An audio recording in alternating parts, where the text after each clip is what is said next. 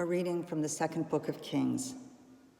In the 10th month of the 9th year of Zedekiah's reign, on the 10th day of the month, Nebuchadnezzar, king of Babylon, and his whole army advanced against Jerusalem, encamped around it, and built siege walls on every side. The siege of the city continued until the 11th year of Zedekiah. On the 9th day of the 4th month, when famine had gripped the city, and the people had no more bread, the city walls were breached. Then the king and all the soldiers left the city by night, through the gate between the two walls that was near the king's garden. Since the Chaldeans had the city surrounded, they went in the direction of the Arabah. But the Chaldean army pursued the king and overtook him in the desert near Jericho, abandoned by his whole army. The king was therefore arrested and brought to Riblah, to the king of Babylon, who pronounced sentence on him. He had Zedekiah's sons slain before his eyes. Then he blinded Zedekiah, bound him with fetters, and had him brought to Babylon. On the 7th day of the 5th month, this was in the 19th year of Nebuchadnezzar, king of Babylon, Nebuzaradan, captain of the bodyguard, came to Jerusalem as the representative of the king of Babylon. He burned the house of the Lord, the palace of the king, and all the houses of Jerusalem. Every large building was destroyed by fire. Then the Chaldean troops who were with the captain of the guard tore down the walls that surrounded Jerusalem. Then Nebuzaradan, captain of the guard, led into exile the last of the people remaining in the city, and those who had deserted to the king of Babylon, and the last of the artisans. But some of the country's poor, Nebuzaradan, captain of the guard, left behind as vine dressers and farmers. The word of the Lord. Thanks be to God. Our responsorial psalm.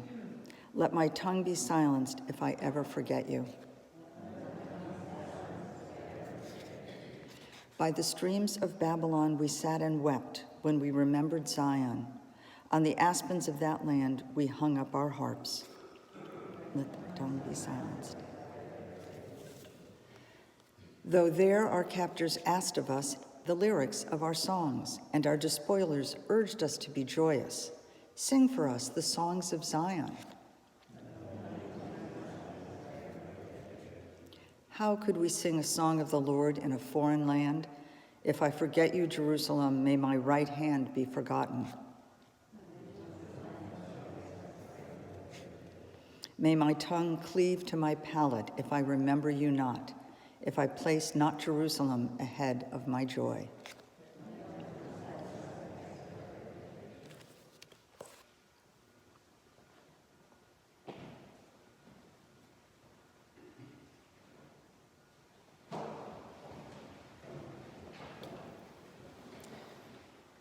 The Lord be with you. And with your spirit. A reading from the Holy Gospel according to Matthew. Glory to you, O Lord.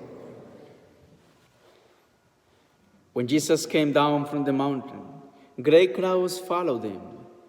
And then a leper approached, did him homage, and said, Lord, if you wish, you can make me clean.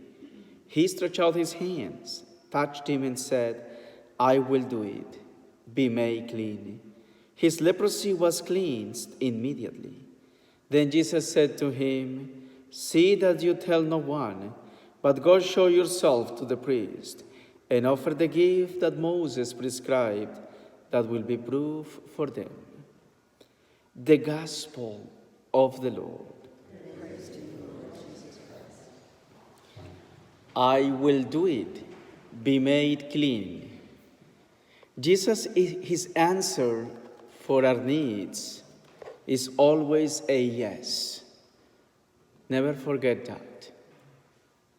Jesus will always have a big yes for us, especially when it comes to our needs, when it comes to things that goes directly to our dignity. In today's gospel, this leper not was only losing his health, but most importantly, his dignity. Remember that back then, leprosy. Well, back then and up here anyway. Leprosy was something considered. See, if anyone has leprosy, the person was rejected from the community, and they were isolated outside the city. And interestingly enough, Jesus is curing his leprosy and also restoring his dignity by saying, go and show yourself to the priest and bring what you're supposed to bring, so it will be enough proof for them. There, Jesus is restoring the dignity of this person.